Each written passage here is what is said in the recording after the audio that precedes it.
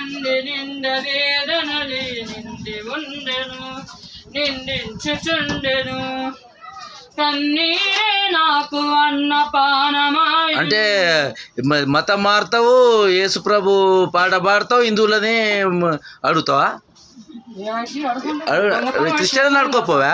ఇది హిందువులు ఉంటారు బస్సు, హిందువులలో నువ్వు యేసు ప్రభు పాట పాడుకుంటా బాగా చెప్తావు, నువ్వు హిందువులను అడిగేది ఎక్కడ? మీ క్రిస్టియన్లకు అడిపోయి అడుకోపో.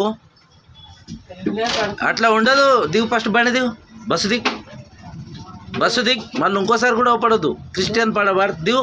హిందువులలో అడుకున్నాడు ఏం? పోయి మీ చర్చిల దగ్గర అడుకో. దిగు, ఫస్ట్ బండి దిగు.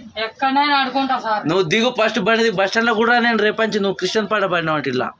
ఇది హిందూ దేశం, గుర్తుపెట్టుకో.